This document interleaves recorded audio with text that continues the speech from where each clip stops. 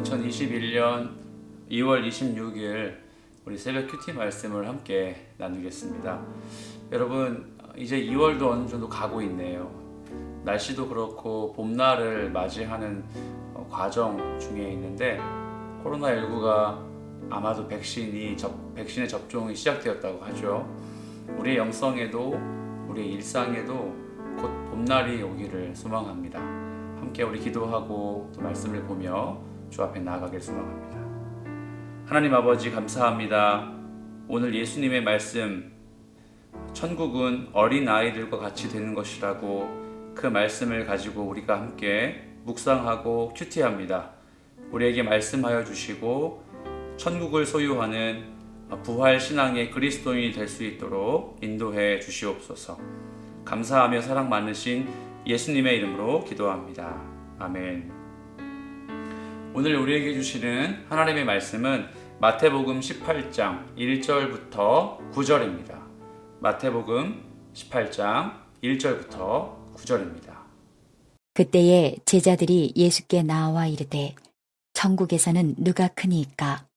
예수께서 한 어린아이를 불러 그들 가운데 세우시고 이르시되 진실로 너희에게 이르노니 너희가 돌이켜 어린아이들과 같이 되지 아니하면 결단코 천국에 들어가지 못하리라. 그러므로 누구든지 이 어린아이와 같이 자기를 낮추는 사람이 천국에서 큰 자니라. 또 누구든지 내 이름으로 이런 어린아이 하나를 영접하면 곧 나를 영접함이니 누구든지 나를 믿는 이 작은 자 중 하나를 실족하게 하면 차라리 연자맷돌이 그 목에 달려서 깊은 바다에 빠뜨려지는 것이 나으니라. 실족하게 하는 일들이 있으므로 말미암아 세상에 화가 있도다.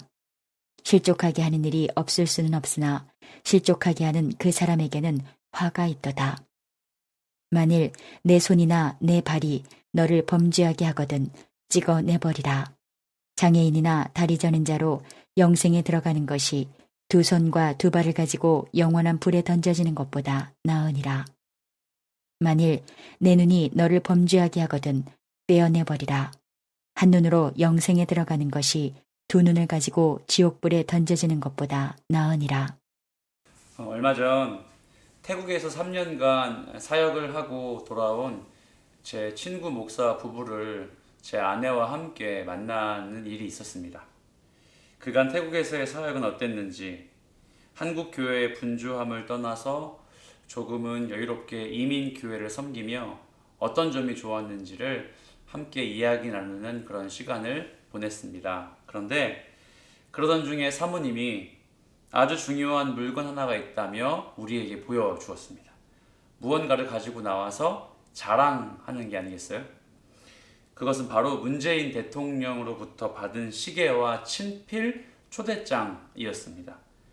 네, 대한민국 영사관 주최로 태국의 이민자들과 대통령의 만남의 시간을 갖게 된 것입니다. 그때 사모님께서 초청을 받아 그 자리에서 문재인 대통령과 함께 이야기를 나누고 사진을 찍게 되었던 것이죠. 그때 받은 대통령의 사인이 담긴 시계와 그 자리에 초대를 받게 되는 초대장이었습니다. 어찌나 자랑을 하던지 그 좋은 자리, 위대한 자리, 높은 지위에 있는 사람과 함께 했다는 사실이, 사실 그 이야기를 듣는 저희도 부러움이 있었고 참 좋았겠다라고 생각을 했습니다. 그 이야기를 듣고 있는데 제 친구 목사의 표정은 그리 밝지 않았어요. 왜냐하면 그 자리에 사모님만 초대를 받았기 때문이죠. 제 친구는 대통령과의 만남을 전혀 하지 못하고 아이들만 그렇게 봤다고 합니다. 저는 제 친구 부부의 이런 이야기들을 서로 함께 공유하면서 재미있는 사실 하나를 깨닫게 되었습니다. 그건 바로 우리가 누구든지 높은 지위에 있는 사람과 함께 하는 것, 혹은 그 영광스러운 자리에 가는 걸 마다하지 않는다. 아주 즐겨 한다는 것이죠. 높은 자리, 소위 큰 자가 되고 싶은 마음이 우리 속 내면에 누구든지 있다는 것이었습니다. 본문에서 예수님의 제자들은 예수님을 향해 이렇게 질문합니다. 예수님, 천국에서는 누가 큰 자입니까?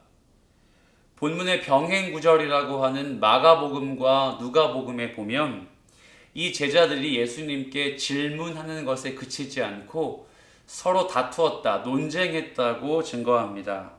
아마도 자기들 제자들 사이에서 누가 더 천국에 가면 큰 자인지를 그렇게 논쟁했을 것 같아요. 서로 누가 큰지를 따지며 소위 줄서기를 했을 것 같습니다. 아마도 제자인 자기들의 사명을 비교하면서 다투었던 모양입니다. 왜죠? 왜 이들이 논쟁하고 다투었을까요? 사명을 감당하면서 겪은 어려움, 고된 사역의 보상이 혹시 저 천국에 있지 않을까 하는 기대와 소망 때문이었죠. 예수님은 그 제자들의 질문에 이렇게 대답을 하셨습니다. 너희가 돌이켜 어린 아이들과 같이 되지 아니하면 결단코 천국에 들어가지 못하리라. 천국에서 서로 큰 자가 되고 싶어 싸우는 제자들 사이에서 예수님은 이 어린 아이를 그 중심에 딱 옮겨놓고 이 아이와 같이 되지 않으면 천국에 들어갈 수 없다고 말씀하셨습니다. 어린 아이와 같이 되지 않으면 결단코 천국에 들어갈 수 없다고 말이죠.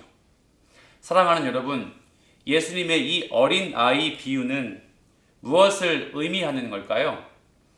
우선 제자들의 이 논쟁 앞 단락, 그러니까 이 질문 앞 단락을 보면 우리가 이 본문을 어떻게 이해해야 하는지 관점을 쉽게 발견할 수 있습니다. 여러분, 예수님은 17장에 보면 후반부에서 자신의 고난과 죽음 예언을, 그러니까 두 번째 죽음과 고난에 대한 예언을 제자들에게 말씀해 주셨습니다. 인자가 사람들에게 넘겨져서 고난과 죽음을 당할 것이다 라고 말입니다. 그런 후에 제자들이 천국에서 큰 자, 천국에서 지위가 높은 자 이렇게 질문한다는 것은 이 맥락을 전혀 알지 못한다는 전제를 염두합니다. 예수님은 정작 자기 몸을 바쳐 죽게 될 것이다. 세상의 영혼들을 위해 자기 목숨을 바쳐 낮은 자리가 될 것이다 라고 말씀하셨지만 정작 이 제자들은 예수님의 이 죽음 예언을 듣고 이렇게 질문했던 거예요. 예수님, 천국에선 저들이나 저 중에서 누가 더 큰 자입니까? 라고 말이죠. 그렇습니다. 제자들은 예수님의 제자가 되기로 결정한 후에, 예수님의 제자가 되기로 작정한 후에도 여전히 지위와 명예의 유혹을 뿌리치지 못하고 저 천국에서도 조금 더 높은 지위와 명예를 사랑하고 갈급한 마음으로 예수님을 향해 질문했던 것이죠. 자신들이 선생님이라고 부르는 예수님은 스스로 극심한 고난과 죽음을 수치스러운 십자가의 형벌을 감내하시며 한 걸음 한 걸음 걸어가셨지만 그의 제자들은 마치 동상이몽처럼 그 죽음과 고난에는 전혀 관심이 없고 높은 지위와 명예를 쫓아 그것이 천국의 복음인 줄 알고 그 가치를 추구했다는 것을 우리가 볼 수 있습니다. 사랑하는 여러분, 예수님께서 그토록 하나님 나라의 복음을 전파하시며 가르쳐 주신 천국 백성의 마음은 적어도 지금 제자들에게 전혀 관심이 없는, 전혀 마음에 없는 사안이었습니다.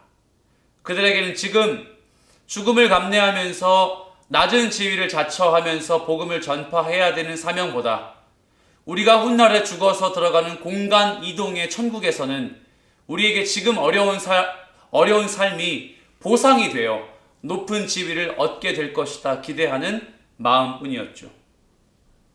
그런 제자들 눈앞에 이 어린 아이가 있습니다.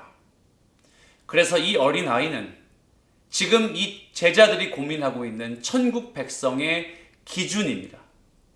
따라서 제자들은 어린 아이와 같이 되지 않으면 천국에 들어갈 자격조차 없는 경고를 받게 되는 것이에요. 지금 제자들은 천국에서 무슨 일을 해야 높은 지위를 얻게 되는지를 고민할 차원이 아니라 이 어린 아이와 같이 되지 않으면 천국에 들어가지 못하는 어려움, 이 자격 논란을 겪어야 한다는 시선의 재조정이 필요하단 말입니다. 그렇다면 사랑하는 여러분, 이 어린아이와 같이 된다는 것 무엇을 의미하는 걸까요? 혹시 여러분이 설교와 이 본문에 집중하며 어린아이와 같이 되는 것이 어떤 의미인지 고민해 보신 적 있습니까? 구체적으로 무엇을 말하는 걸까요? 우리는 철저히 제자들을 향해 말씀하시는 예수님의 이 의도를 간파해야 합니다. 제자들의 큰 자가 되기 위한 논쟁과 17장의 예수님의 죽음, 예수님의 고난 예언을 우리가 전제한 후라면 어린아이와 같이 되지 않으면 천국에 들어갈 수 없는 이유가, 그 목적이 무엇인지를 여러분 어떻게 보면 너무 쉽게 발견할 수가 있어요.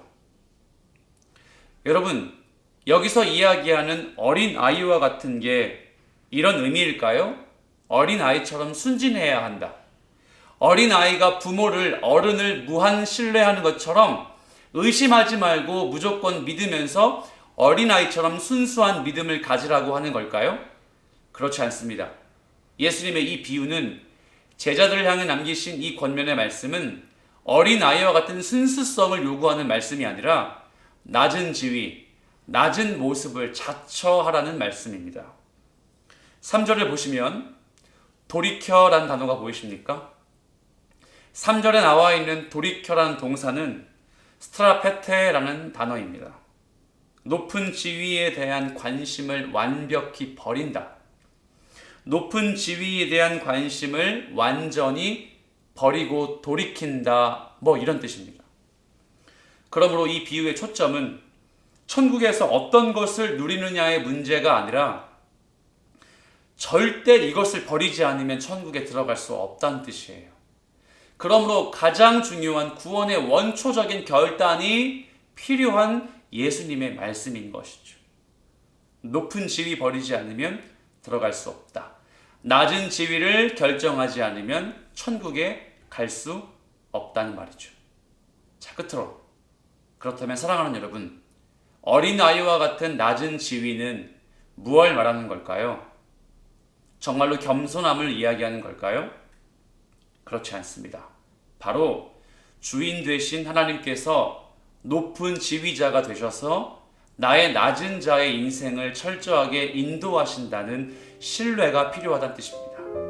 그러므로 제자들이 고민하는 천국 후의 공간 이동에서의 높은 지위는 우리에게 중요한 문제가 아닌 하나님의 주권에 달려있는 부분이며, 이미 임한 하나님 나라에서 우리가 낮은 지위로 주인 되신 하나님께서 우리의 삶을 얼마나 가장 선한 길로 인도하시는지를 신뢰하는 낮은 지위, 겸손한 마음, 주인을 신뢰하는 종의 태도가 우리에게 필요하다는 말씀이죠.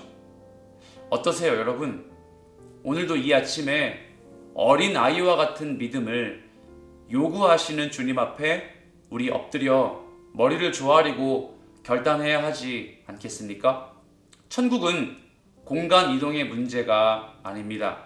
천국은 이미 임한 하나님 나라를 마치 장차 임하실 하나님 나라와 같이 사는 주의 백성이 철저하게 우리의 삶의 주권을 포기하고 하나님께서 인도하시는 주인됨을 의지하고 순종해 가며 사는 삶의 살아냄의 방식입니다.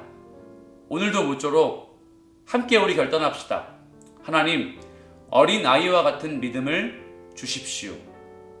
즉, 낮은 지위로 나의 삶을 인도하시는 하나님을 신뢰할 수 있는 그리스도인 되도록 인도해 주십시오. 함께 기도하겠습니다.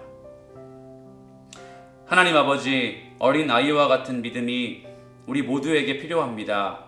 아버지, 우리의 삶의 주권이 주인 되시며 유일한 높은 지위 소유하신 하나님께 있음을 고백하는 우리 모든 주의 백성들 될 수 있도록 역사하여 주시옵소서.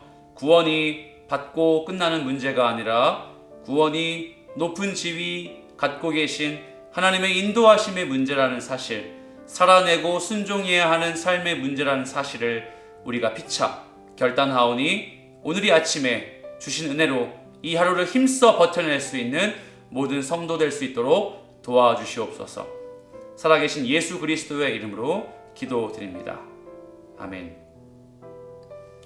모쪼록 오늘도 하나님 안에 그 말씀이 주시는 은혜 안에 거하시며 승리하시는 여러분 되시길 살아계신 예수 그리스도의 이름으로 축복합니다.